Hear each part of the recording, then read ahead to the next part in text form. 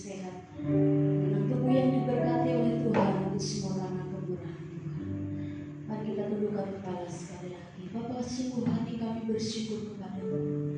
Pagi hari ini Tuhan kami nikmati kembali kemurahan-Mu, anugerah-Mu besar bagi kami. Kami ada di rumah Tuhan. Kami ada di rumah Tuhan bersehati kami mau memuji memuliakan nama-Mu Bapa.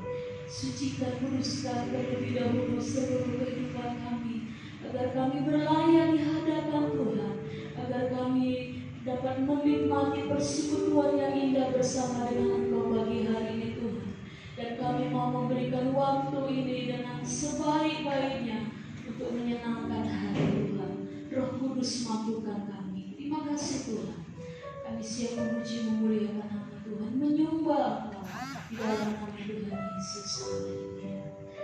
Mari kita sama-sama katakan, Bapa, Engkau sungguh baik, sebab kasih Tuhan yang selalu melimpah dalam hidup kita. Haleluya. Terima kasih Tuhan.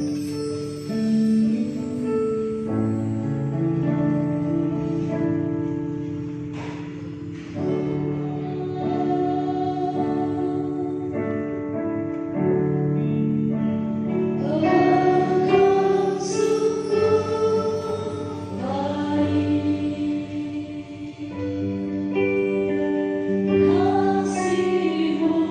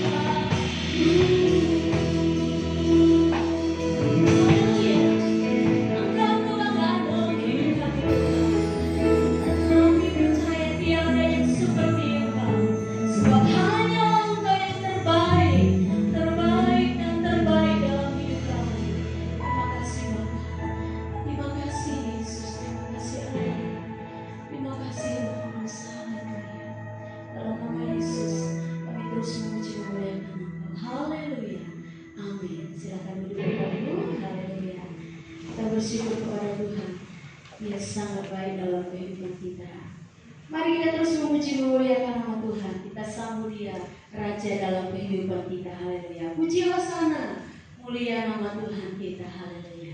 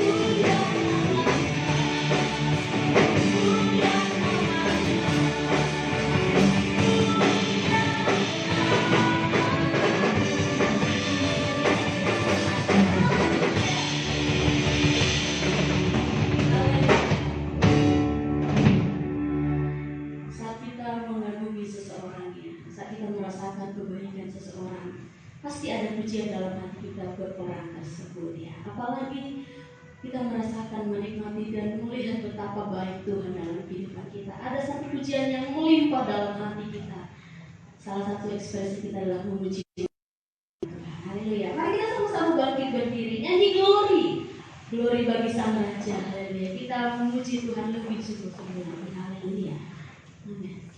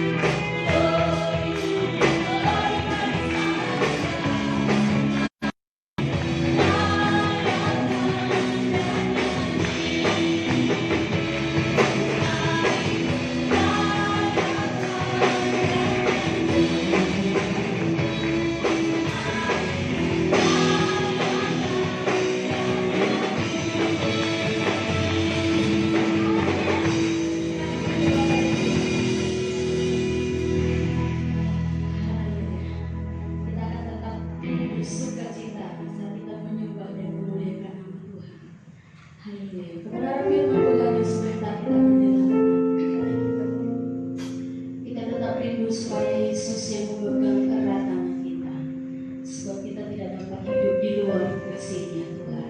Haleluya. Kami hidup hanya karena anugerah-Mu Tuhan.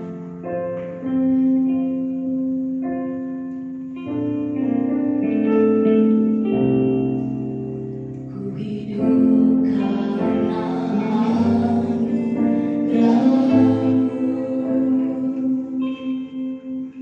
Tiada satu pun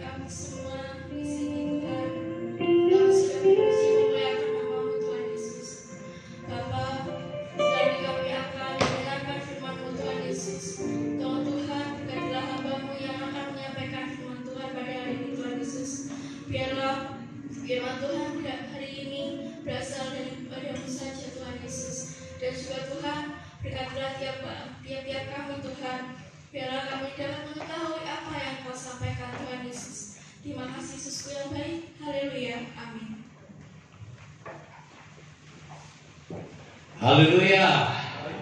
Puji Tuhan, selamat pagi Bapak Ibu Saudara sekalian yang di ruangan ini maupun yang ada di rumah-rumah sementara mengikuti ibadah kita bersama-sama. Pagi hari ini saya ingin menyampaikan firman Tuhan tentang gaya hidup sehat, ya.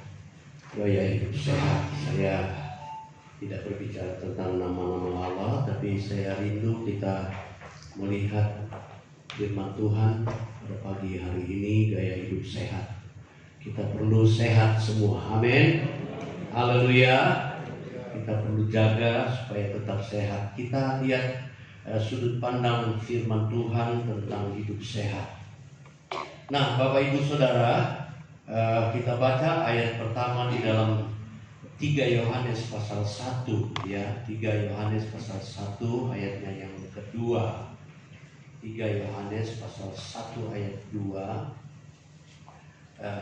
Di sini Yohanes menulis surat kepada Gaius, ya. Tapi pagi hari ini surat ini ditujukan kepada kita sebagai anak-anak Tuhan yang hidup di akhir zaman. Kita perlu menjaga hidup kita tetap sehat di dalam Tuhan, di dalam mengiring Tuhan, di dalam hidup kita supaya dapat menjadi berkat bagi setiap orang, bahkan dalam hidup kita sendiri. Nah, hidup sehat dari 2 sisi. Pagi ini saya akan bicara tentang hidup sehat secara jasmani, dan nanti sore hidup sehat rohani. Nah, Bapak Ibu, dua-dua harus sejalan dia supaya bisa menjadi berkat, ya. Nah, kita lihat di dalam ayat ini 3 Yohanes pasal 1 ayat 2. Saudaraku yang kekasih, aku berdoa semoga engkau baik-baik dan sehat-sehat saja dalam segala sesuatu, sama seperti jiwamu baik-baik saja.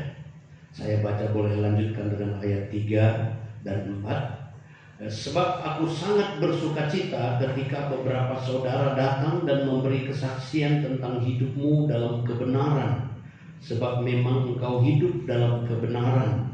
Bagiku tidak ada sukacita yang lebih besar daripada mendengar bahwa anak-anakku hidup dalam kebenaran. Nah, memang saudara, hidup sehat ada hubungan dengan hidup kebenaran, hidup benar. Nah, saya menyampaikan ayat-ayat ini secara jasmani. Kita perlu jaga kesehatan kita, ya. Pencegahan atau sebelum terjadi, ya, lebih baik daripada pengobatan, ya. Lebih baik sehat daripada sakit masuk rumah sakit. Amin. Amin. Amin, saudara. Jadi tindakan preventif lebih baik daripada tindakan kuratif. Jadi Alkitab mengajarkan kita supaya hidup sehat tidak perlu ke dokter, walaupun Tuhan Yesus datang bukan untuk orang yang sehat, tapi untuk orang yang sakit secara jasmani, sakit secara rohani juga, supaya disembuhkan dari penyakit. Karena beberapa minggu lalu saya bicara tentang nama Allah Jehovah Rafa, Allah yang menyembuhkan. Tapi Tuhan mau supaya kita sehat, supaya nggak perlu disembuhkan, karena sehat. Orang sehat nggak perlu disembuhkan, orang sehat nggak perlu dokter, ya. Jadi lebih baik kita jaga supaya kita baik-baik saja dalam segala sesuatu. Sebenarnya khotbah ini bisa mengembang kemana-mana, sebab baik-baik saja dalam segala sesuatu, termasuk ekonomi, termasuk apa saja, kerohanian, yaitu tadi. Nah, saudara, hari-hari ini kita ada di dalam keadaan di mana memprihatinkan seluruh bumi, seluruh dunia, ya, seluruh dunia prihatin karena virus corona yang merajalela di seluruh dunia, ya.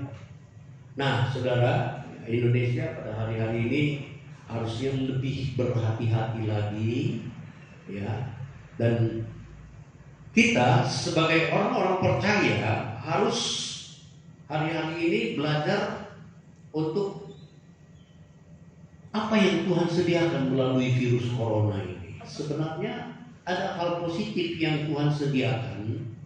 Pertama-tama, ya, kita harus, ya, mengikuti protokol kesehatan. Di situ terdapat beberapa hal, ya. Pertama, hidup bersih.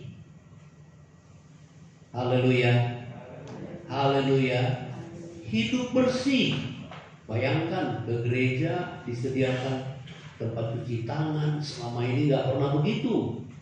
Di rumah juga begitu. Saya habis pegang uang harus cuci tangan. Kalau enggak paling-paling semprot. Ya, sampai begitu. Ya. Dulu tidak pernah begitu, sekarang begitu. Karena uang itu siapapun pegang. Termasuk orang kusta pun pegang juga. Orang yang kena virus corona pun pegang duit juga. Jadi berpikir ke sana, loh, harus semprot atau cuci tangan. Di mobil tetap ada, saudara, semprot-semprot. Dulu nggak pernah gitu. Virus corona mengajarkan kita untuk hidup bersih. Amin. Nah, virus corona mengajarkan kita hidup bijaksana. Bijaksana, jaga jarak, loh, nggak pernah dibuat begini. Kebaktian nggak bebas, ya. Harus yang tua-tua, yang umur panjang, yang kesehatannya terganggu, kebaktian aja nggak boleh datang ke gereja.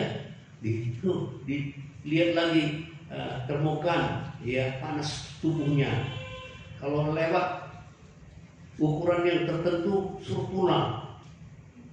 Itu bijaksana. Ya, bagaimana kita diajar untuk hidup bijaksana waktu Covid ini? Bagaimana kita hidup taat?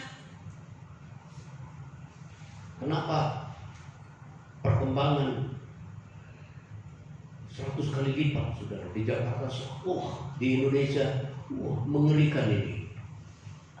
Ya, kenapa? Karena nggak taat. Ya, karena tidak taat.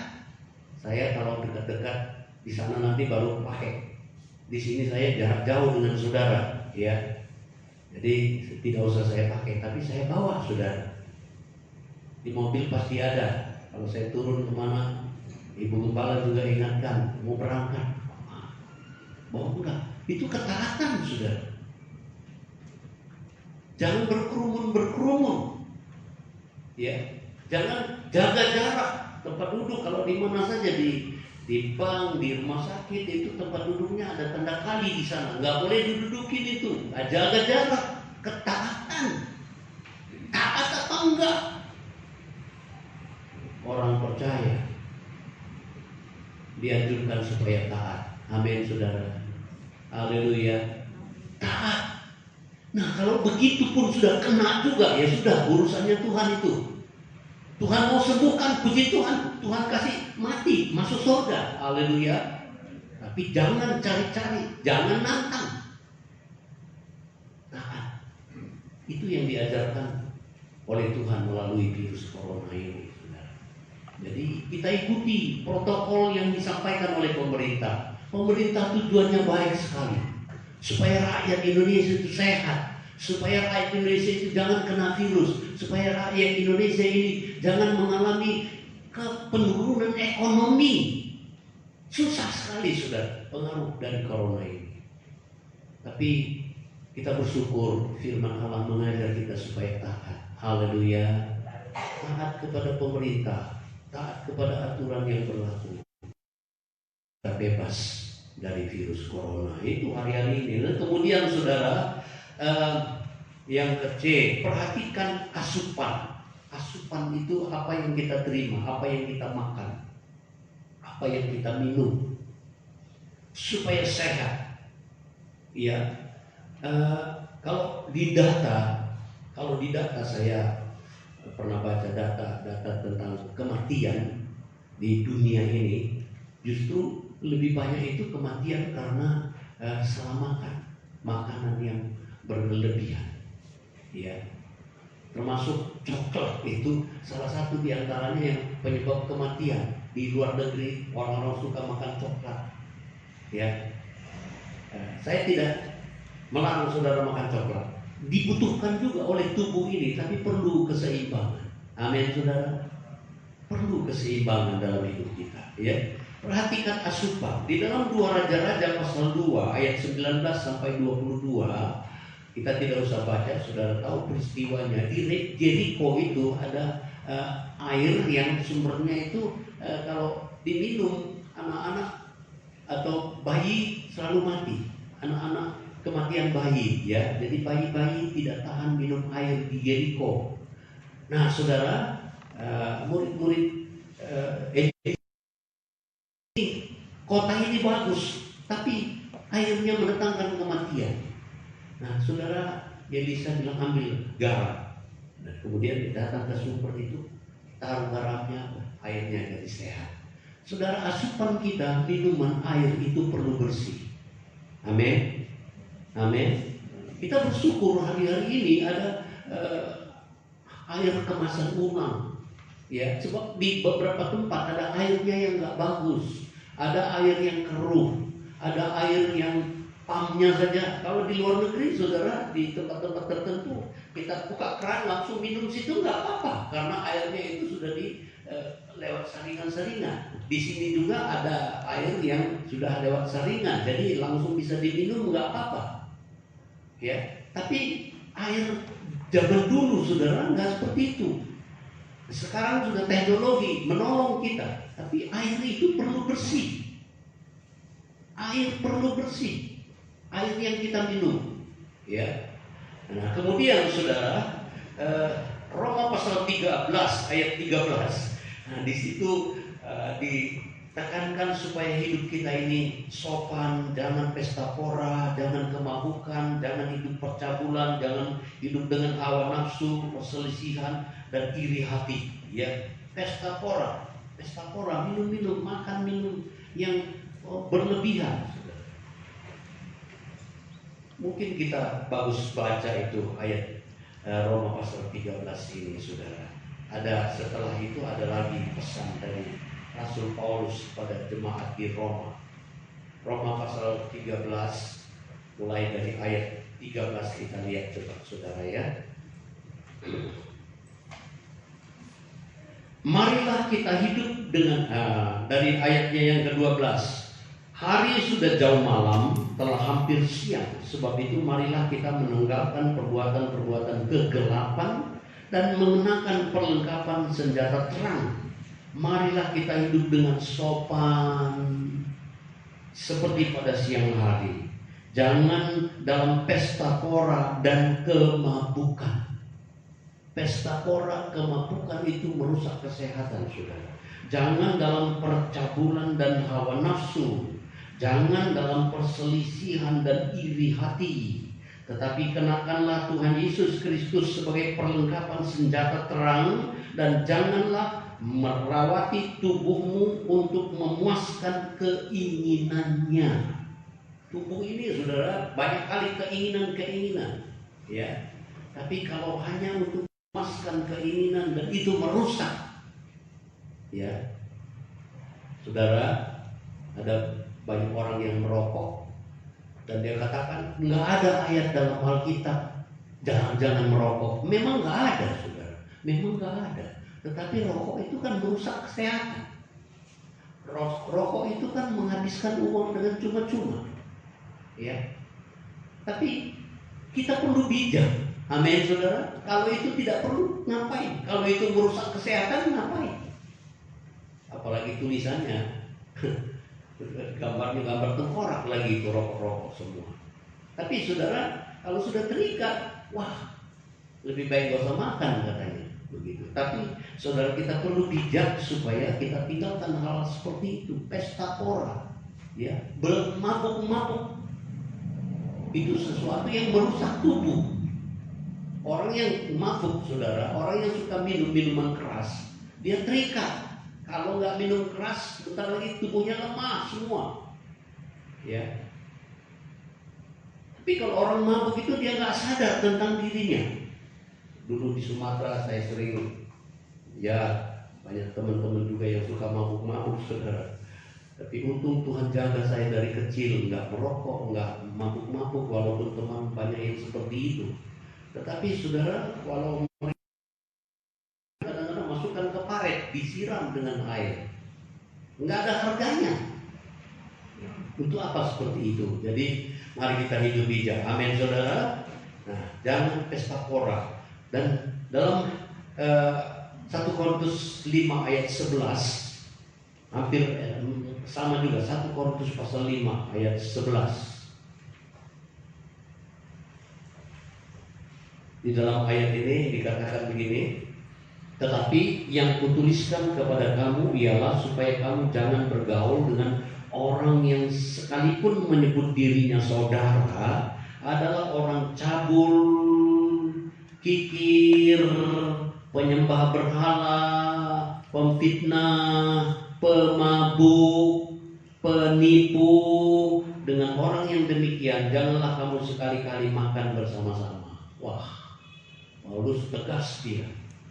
Jemaat di Korintus, saudara, jemaat yang hidup di tengah-tengah orang-orang yang memang hidup dalam keadaan seperti ini, mabuk-mabuk, pesta pora, kikir, pelit, apalagi mereka suka membenci, ya. Di dalam ayat ini dikatakan penyembah berhala juga, pemfitnah. Duduk makan aja nggak boleh sama-sama dengan mereka. Wah, Paulus tegas dia, karena jemaat-jemaat di Korintus ini hidup di tengah-tengah lingkungan yang seperti itu. Di tengah-tengah lingkungan saudara hidup bagaimana? Kita harus punya komunitas yang baik. Haleluya, haleluya. Komunitas kita harus komunitas yang baik. Saudara, kadang-kadang ada orang-orang yang suka omongannya ya seperti ini, pemfitnah, kotor, omongan-omongan kotor. Nah, saudara, kita harus tinggalkan hal-hal seperti itu. Kalau sudah dulu memang kita juga bergaul karena lingkungan kita seperti itu, firman Allah katakan, mulai sekarang tinggalkan itu. Haleluya, haleluya. Hidup baik, hidup berkenan, hidup yang benar dikatakan oleh Yohanes tadi dalam ayat yang kita baca. Nah, saudara, Tuhan mau supaya saudara dan saya hidup dalam keadaan sehat.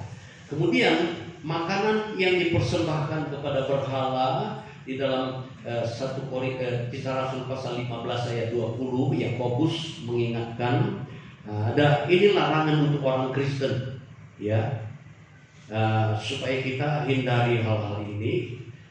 Larangan yang bukan haram tetapi jangan dimakan, ya. Kita tidak haram, nanti ada alat ayatnya juga. Nah, Kisah pasal Rasul pasal 15 ayat 20 begini bunyi ayat ini, saudara.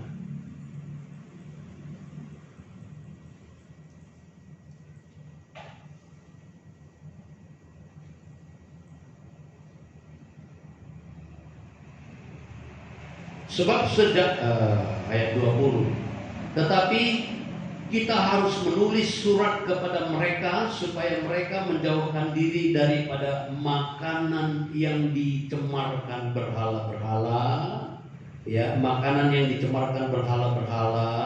Artinya apa, saudara? Sajen-sajen. Saudara nggak boleh makan sajen-sajen. Haleluya, amin. Jangan makan sajen-sajen. Kalau sudah dipersembahkan kepada nenek moyang, kepada mungkin leluhur, itu pun saudara tidak boleh makan lagi. Ya, dulu waktu saya masih kecil suka makan-makan begitu, sudah di bawah pohon ditaruh makanan buah-buahan begitu. Nah, sembunyi-sembunyi setelah pergi orang ini kita makan. Itu tidak boleh. Ya. Kemudian dari percabulan, cabul, ya, hidup enggak baik dengan wanita, dengan pria, dengan sebaliknya begitu, saudara. Kemudian daging yang mati dicekik, binatang yang mati dengan darah tertahan, nggak boleh dimakan. Kenapa? Ya, sebenarnya dari sudut kesehatan, karena di dalam darah semua penyakit-penyakit juga di dalam darah. Kalau saudara tes kesehatan, yang dilihat itu apa? Darah. Ya, jadi kalau tidak keluar darah itu mungkin itu sesuatu yang tidak boleh kita makan. Dan kemudian saudara, daripada darah, jadi binatang yang mati dicekik darahnya nggak keluar, kemudian darah juga, saudara nggak boleh makan didi. Haleluya, didi itu di sini didi, ya. Memang enak saudara, di Sumatera dulu saya sebelum bertobat suka makan didi, ya. Tapi setelah bertobat saya tahu itu tidak boleh dimakan. Hanya darah Yesus saja yang kita minum. Amin saudara. Nah, kita lihat nanti dalam ayat-ayat. Jadi ini harus dijaga, jangan sampai kita makan makanan yang dipersembahkan kepada berhala, makan darah binatang yang mati dengan darah tertahan dan percabulan. Kemudian jangan kamu memiliki nafsu rendah, dikatakan seperti Esau. Ya, di dalam Ibrani pasal 12 ayat 16, jangan kamu mempunyai selera yang rendah. Artinya apa? Esau itu saudara, karena makanan dia tukar hak kesulungan. Bayangkan, hak kesulungan sebenarnya berkat ganda. Dalam perjanjian lama itu hak kesulungan itu sangat penting.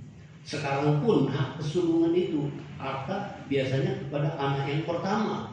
Apa-apa ditanya anak yang pertama dalam keluarga, kalau laki-laki. Jadi jangan sampai hanya karena sepiring kacang merah atau karena makanan saudara tukar hak kesulungan, hak ahli waris masuk kerajaan surga. Jangan sampai tinggalkan Tuhan hanya karena makanan. Amin saudara. Tapi itu selera rendah namanya. Jangan sampai selera kita rendah, ya. Tapi Tuhan mau supaya kita memiliki selera yang baik.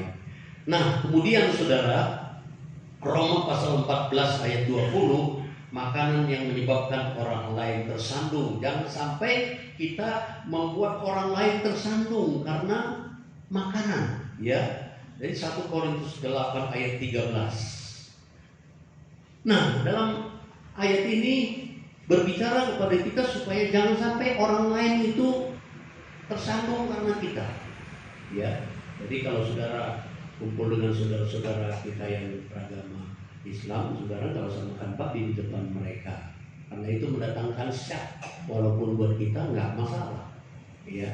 Nanti kita tahu alasannya kenapa kita sekarang boleh makan babi,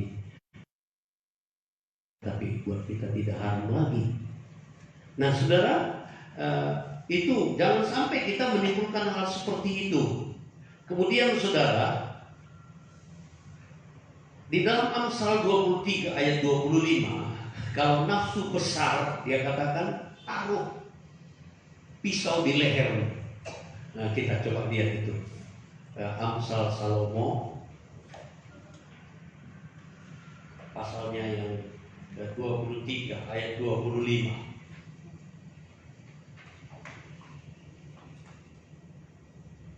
Jadi kalau ada orang yang suka makan, saya suka makan saudara, tapi bukan nafsu besar seperti itu, ya. Ayat pasal 23 ayat 25, ya. Begini punya ayat ini.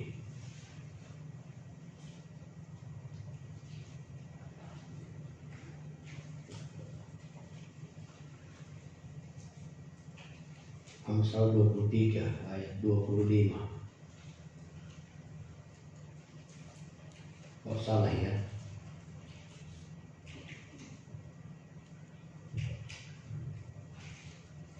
Salah ayat yang saya baca. Amsal 23 ayat 25.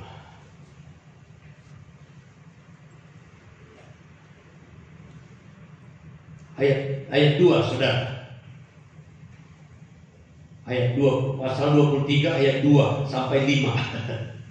Bukan pasal ayat 23, bukan.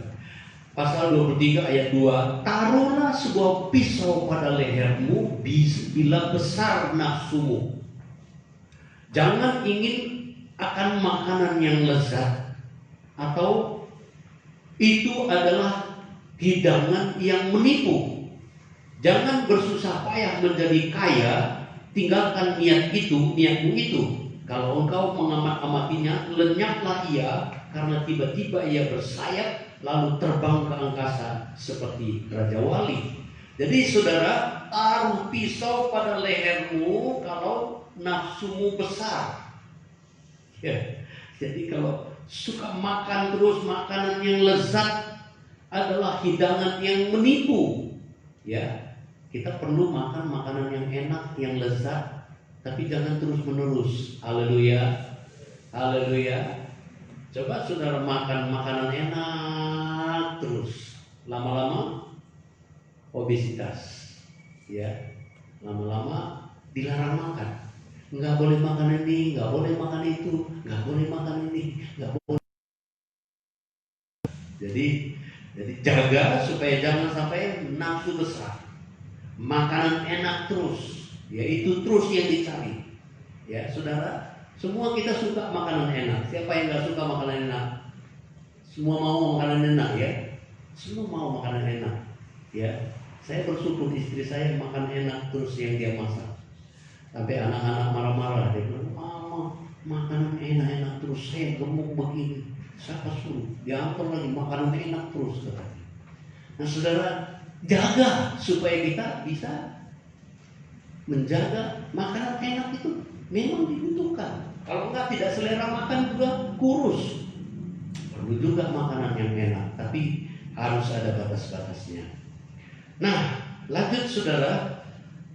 Kisah Rasul 10 ayat 13 sampai 15. Ini peristiwa mengapa kita boleh makan babi sekarang. Ya, kenapa kita bisa makan makanan yang dulu haram sekarang halal. Ya, waktu Petrus berdoa, dia berdoa, puasa dia saudara, puasa jam 3 petang dia berdoa. Kemudian Tuhan bilang, Tuhan kasih turun itu makanan babi apa semua di situ, makanan apa. Kemudian Tuhan bilang, ya sembelih makan. Petrus bilang, Tuhan, nggak pernah masuk bina makanan haram dari mulutku. Ya, terus naik lagi, turun lagi sudah 3 kali. Tuhan bilang, apa yang aku halalkan jangan kamu haramkan. Apa yang aku halalkan jangan kamu haramkan. Itulah masuk perjanjian baru, saudara. Yang halal itu beda sekarang. Bukan makanan yang masuk ke dalam mulut. Paulus katakan yang masuk ke dalam mulut ini semua halal, kecuali kalau saudara makan yang kotor memang, ya. Yang dilarang tadi itu nggak boleh. Tapi sekarang sudah. Tapi makanan hasil kejahatan itu tetap haram. Haleluya. Hasil kejahatan tetap haram. Ya. Makanan yang najis, yang kotor, ya jangan dimakan. Tetapi makanan yang sudah dihalalkan oleh Tuhan kita boleh makan. Itu kisah 10 ayat 13 sampai 15. Nah, kemudian kita masuk pada sekarang kita lihat tentang makanan yang bagus kita makan, ya, makanan yang sesungguhnya. Yohanes pasal 6 ayat 27. Yohanes pasal 6 ayat 27 ini kita baca. Yohanes pasal 6 ayat 27 ini untuk kita pada saat perjamuan suci. Yohanes pasal 6 ayatnya yang ke-27.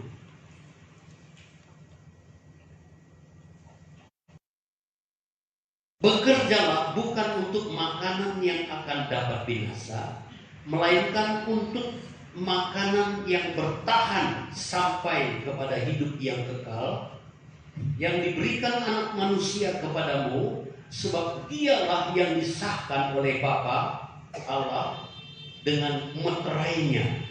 Ya, Yesus berbicara tentang tubuhnya sebenarnya, makanan yang membawa sampai kepada hidup kekal.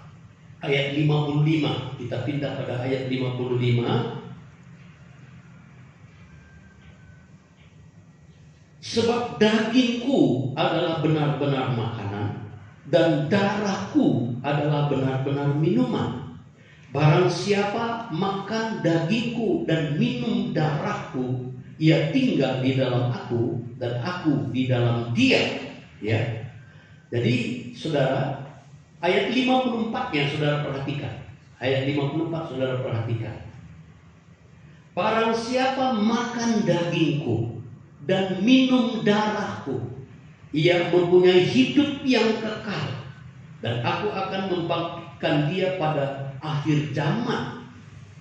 Tubuh dan darah Tuhan, dalam perjamuan suci kita terima tubuh dan darah Tuhan. Siapa yang makan tubuhku, minum darahku, hidup kekal. Kehidupan kekal itu ada di dalam tubuh dan darah Yesus. Amin, saudara. Amin. Karena kehidupannya diserahkan untuk kita mati di atas kayu salib Kalvari. Hidup Yesus supaya menyatu di dalam saudara dan saya. Dia katakan, ini tubuhku, makan.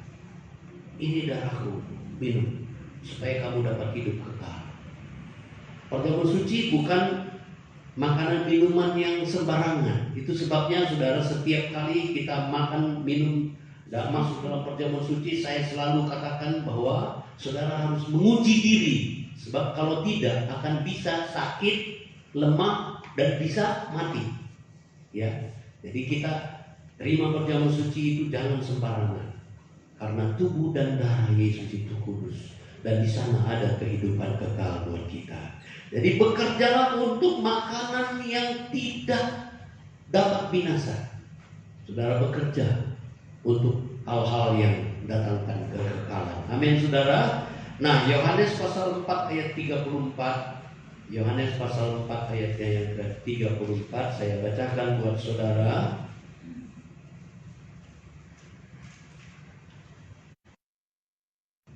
Kata Yesus kepada mereka, makananku ialah melakukan kehendak Dia yang mengutus aku dan menyelesaikan pekerjaannya. Makanan Yesus adalah melakukan kehendak Bapa. Mari saudara, kita juga mau makan makanan Yesus. Apa itu? Melakukan kehendak Allah. Amin, saudara. Amin. Nah, ayat terakhir saya sampaikan kepada saudara di dalam 1 Korintus 3 ayat 16. 1 Korintus pasal 3 ayat 16. Ini ayat sebenarnya sering kita terima dan ini penting dalam hidup kita. 1 Korintus 3 ayat 16. Tidak tahukah kamu bahwa kamu adalah bait Allah dan bahwa Roh Allah diam di dalam kamu? Saudara, tubuh kita ini berharga di hadapan Tuhan. Tuhan taruh Roh-Nya di dalam tubuh kita. Amin, saudara. Itu sebabnya saudara perlu jaga tubuh kita ini. Pelihara tubuh kita baik-baik. Berharga di mata Tuhan. Dia taruh Roh Kudusnya di dalam saudara dan saya. Dia taruh Roh-Nya yang sangat berharga di dalam saudara dan saya. Itu sebabnya jaga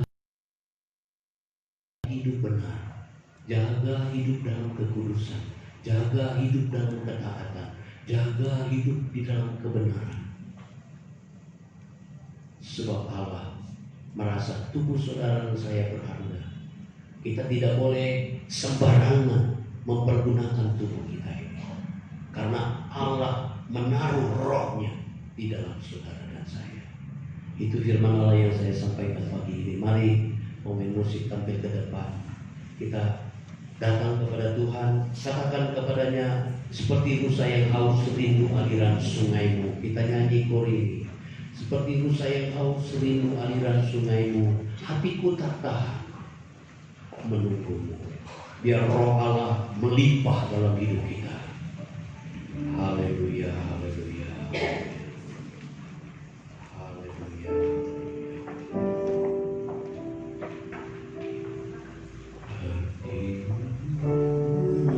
Seperti rusa yang haus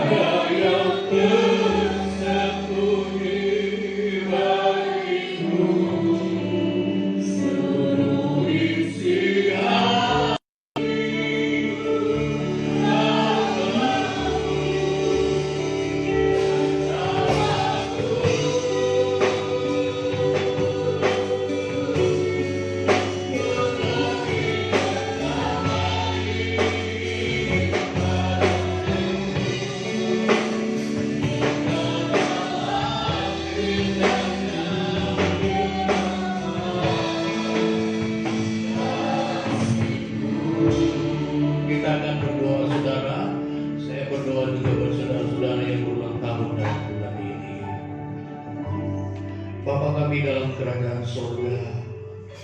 Betapa kami bersyukur ya Tuhan, kami ini berharga di hadapan-Mu. Engkau mengingatkan kami supaya menjaga hidup kami, tubuh kami, bahkan tubuh jiwa roh kami pun terpelihara di dalam Tuhan. Engkau merasa kami sangat berharga, bahkan menaruh Roh Kudus-Mu dalam hidup kami sebagai penolong, sebagai penghibur, sumber kekuatan bagi kami untuk hidup benar di hadapan-Mu Tuhan. Terima kasih buat kasih-Mu, terima kasih buat pengorbanan-Mu. Terima kasih kami belajar taat, kami belajar bijaksana, kami belajar menurut, kami belajar hidup benar, kami belajar hidup bersih di hadapan-Mu Tuhan, bahkan di hadapan manusia, supaya kami tetap sehat secara jasmani maupun rohani. Terima kasih Bapa.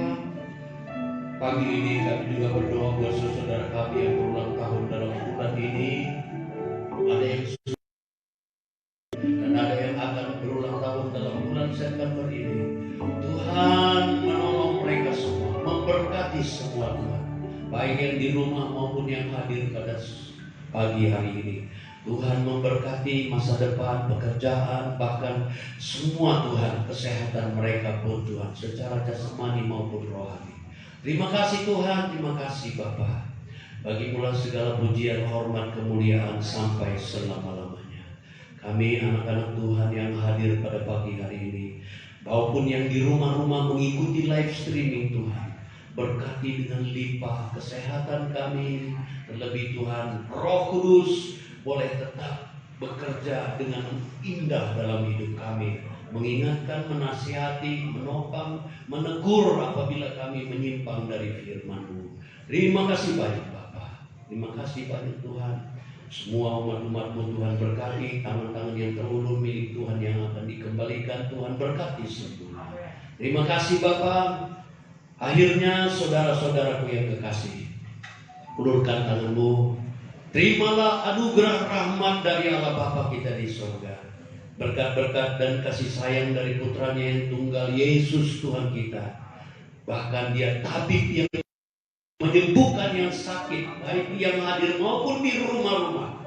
Tuhan, Roh Kudus juga beri damai sejahtera, sukacita, bahkan pimpinan dan penyertaannya berlaku terus dalam hidup kita mulai sekarang sampai selama-lamanya. Kita terima berkat-berkat ini dalam nama Allah Bapa, Putra dan Roh Kudus, yaitu di dalam nama Tuhan Yesus Kristus. Haleluya, haleluya. Amin. Selamat pagi, Tuhan memberkati.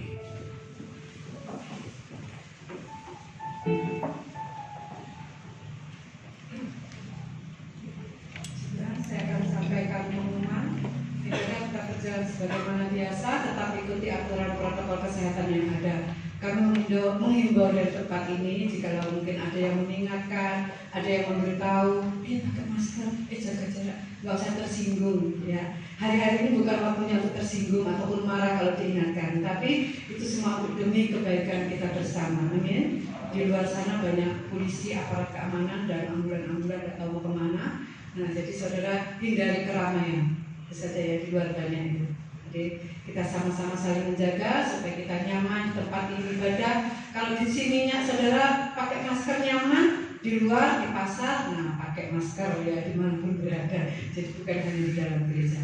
Itu saja. Kemudian Kamis ibadah tengah minggu jam 6 sore tempat ini, ada juga streaming. Kemudian Jumat jam 3 ada doa tempat ini. Kemudian jam 8:30, kalau jam 6 kita pakai latihan tempat ini. Kemudian jam 8:30 ada doa di ruang doa di atas. Kemudian Sabtu Pemuda Remaja jam 6 sore. Kemudian kembali kepada ibadah raya pagi jam 6, jam 8 nanti sekolah minggu. Tolong orang tua membawa anak-anaknya ikut sekolah minggu secara streaming.